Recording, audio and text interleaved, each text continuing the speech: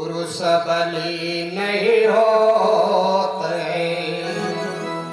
और समय होत बलवान और भिल्लन लूटी गोपियां वही अर्जुन वही। सारे महाभारत को फतेह करने वाले अर्जुन, जिनको रास्ते में चोरों ने लूट लिया था, वो गांडी को धरा कर ही धरा रह गया, वो बाण चढ़े के ही चढ़े रह गए। इसलिए मेरे भाई बहनों, हम आपके अंदर कोई ताकत नहीं है, कोई क्षमता नहीं है। भगवान को देखा है कन्हैया को, है ना? जब मानव बन करके आए तो उनके अंदर भी ताकत नहीं बची। कब बची, कब तक रही कि एक समय श्री कृष्ण और मथुरा से भाग गए। एक बार भगवान कृष्ण मथुरा को छोड़ करके भाग गए थे। आपको पता होगा जरासंध के डर से। तो कि एक बार श्री कृष्ण और मथुरा से भाग गए और एक बार कंस को पछाड़े हुए कचन में,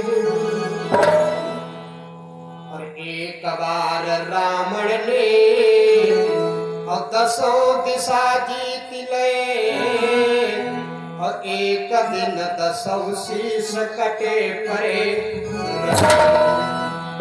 तो कि एक दिन अर्जुन ने महाभारत जीत लियो और एक दिन भिल्लन ने लूट लियो वन में। तो भैया हम आपकी बड़ी छोटी बात है, इसलिए कि मानुष की कौन का है और देवतन की देख ले क्या। सूरज के 3 पल होती है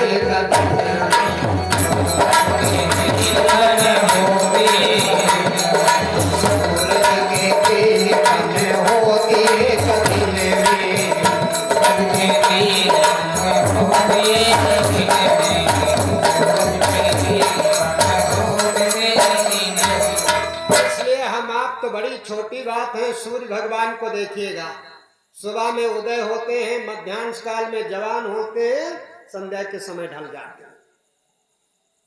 तो जब 3 गतियां देवताओं की हो रही हैं तो हम आप तो बड़ी छोटी चीज है। इसलिए भैया ये बड़ा सुंदर शरीर हम आपको परमात्मा ने दिया है, तो बड़ा सुंदर है। अभी भैया ने बताया है कि बड़े भागी मानुष तन पावा, बड़े भागी मानुष तन पावा, बड़े भागी मानुष तन पावा, बड़े भागी मानुष तन पावा, बड़े भागी मानुष तन पावा, बड़े भागी मानुष तन पावा, दुर्लभ सदगुण अनिवार्य।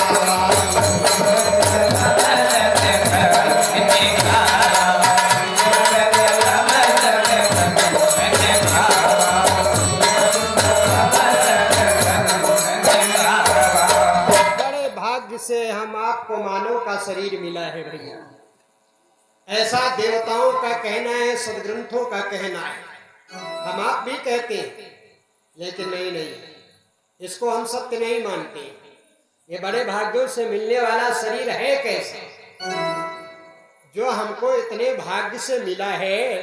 इस शरीर को तुलसी बाबा ने बताया, ये है शरीर कैसा कि चित जल पावक गगन समीरा, जल पावक गगन समीरा, जल पावक गगन समीरा, पंचरत्न करके अधम शरीरा, जल पावक गगन समीरा, पंचरत्न करके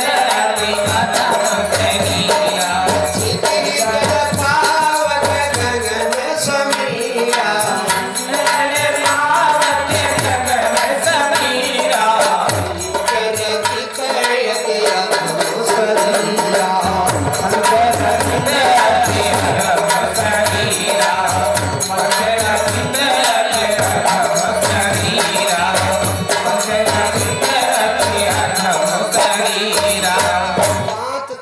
से बना हुआ ये मानव का शरीर कैसा है? अधम। चित जल पावक गगन समीरा पंच रचित अति अधम शरीर, ये अधम है। और भैया इस अधम शरीर को लिए लिए हम आप घूम रहे हैं। आज भी लोग कह देते यार तुम बड़े अधम हो, बड़े नीच हो, ये कहते हैं ना, तो बड़े नीच हो। ऐसा नीच शरीर अगर हमको बड़े भाग्यों से मिला है तो ये हमको स्वीकार नहीं है। इससे बढ़िया तो था बड़े भाग्य हाथी तन पावा गधा बा, ये लिख देते बा।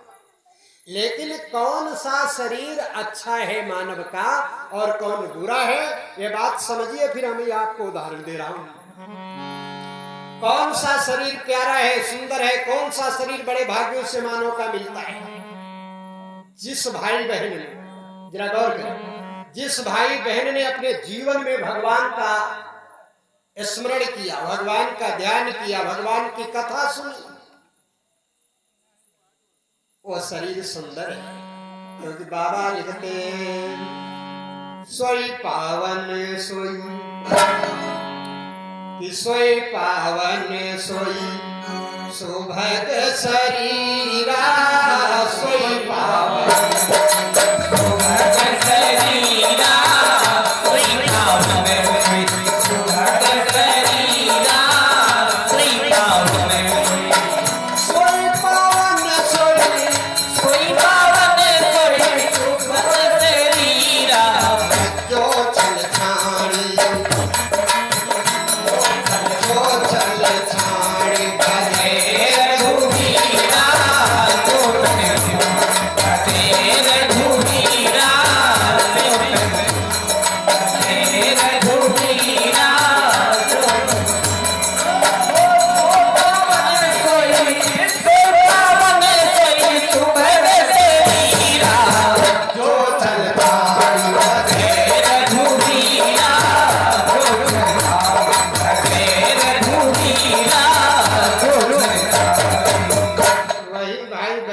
शरीर सुंदर है जिसने छल छिद्र कपट को छोड़ करके भगवान का भजन किया, भगवान की कथा सुनी।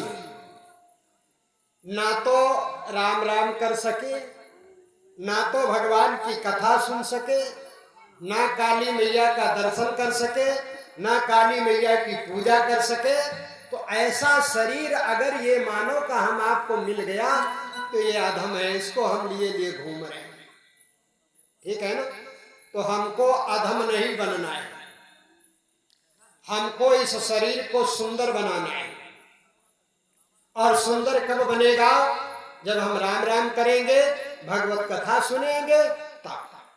इसलिए बड़ा सुंदर मनमोहक समय हमारे बीच में आए हैं। किसी कवि ने लिखा एक लाइन, जरा गौर करेंगे कि मंगलमय घड़ी आई रे, कोई जाने न जाने, मंगलमय घड़ी आई रे, कोई जाने न जाने, मंगलमय घड़ी आई रे, कोई जाने न जाने, मंगलमय घड़ी आई रे, कोई जाने न जाने, जाने न जाने राम जाने न जाने, जाने न जाने राम जाने न जाने, जाने न जाने राम जाने न जाने, जाने न जाने राम जाने न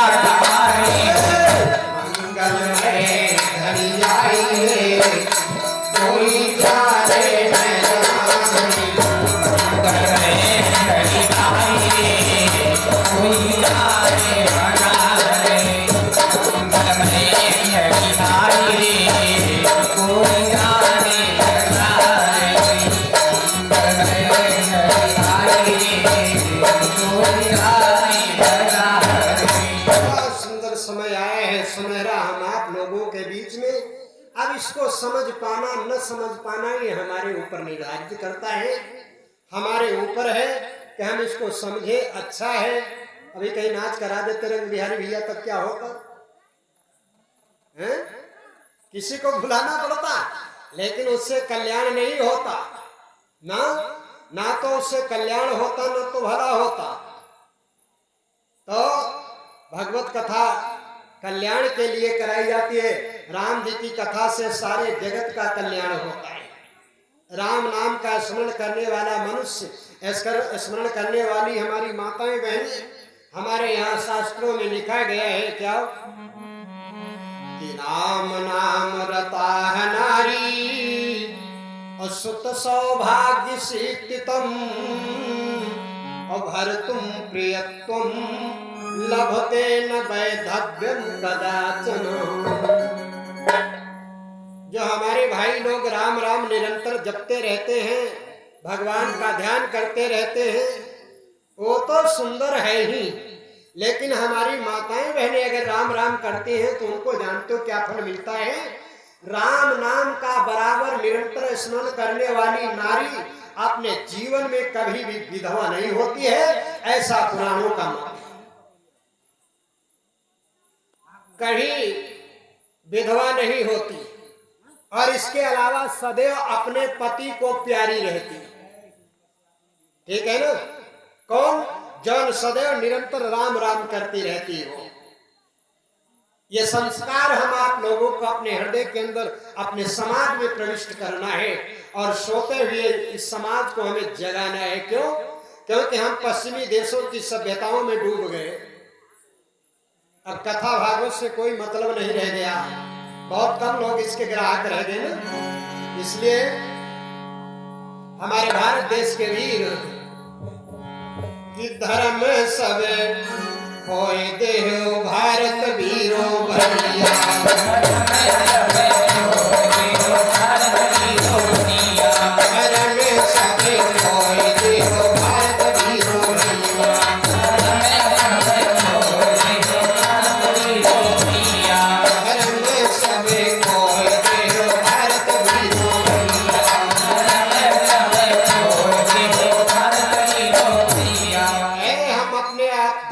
से हट गए, अलग हो गए, पश्चिमी देशों की सभ्यताओं में डूब गए। पश्चिमी देश की सभ्यता जानते हो क्या है?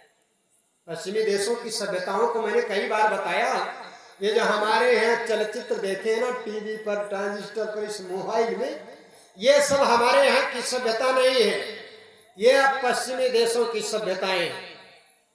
आज जो हम उस पर देख रहे हैं उसका हम अनुसरण कर रहे हैं, लेकिन जो हमारे यहाँ विद्वानों ने, ऋषियों ने परंपरा के अनुसार जो बताया है उससे हम आप अलग होते जा रहे हैं। इसलिए जो सदैव निरंतर राम नाम का स्मरण करती है नारी, वो जीवन में कभी विधवा नहीं होती है, पहली बात, और सदैव अपने पति को प्यारी रहती है। इसके अलावा भी कुछ विद्वानों ने लिखा है क्या, यत प्रभावम समासाते सुको ब्रह्मर्षि सप्तमः जपस्वतन महामंत्रे राम नाम रसायन। देखिए, राम जी के नाम का स्मरण करके, राम जी की कथा सुन करके एक तोता, एक पक्षी ब्रह्म ऋषि की पदवी को प्राप्त हुआ था। प्यारे, अरे हम आप तो मानो हैं, हम आप सुन लेंगे तो क्या होगा, हम आप राम जी का स्मरण करेंगे तो हम कहां तक पहुंचेंगे ये पता नहीं, लेकिन एक पक्षी सुना और वो पक्षी सुन करके ब्रह्म ऋषि को प्राप्त हुआ है। कथा आती है ऐसा, एक बार की चर्चा है, भगवान विष्णु जब कोई लीला करते हैं तो लीला करने के पहले मेरे भगवत प्रेमी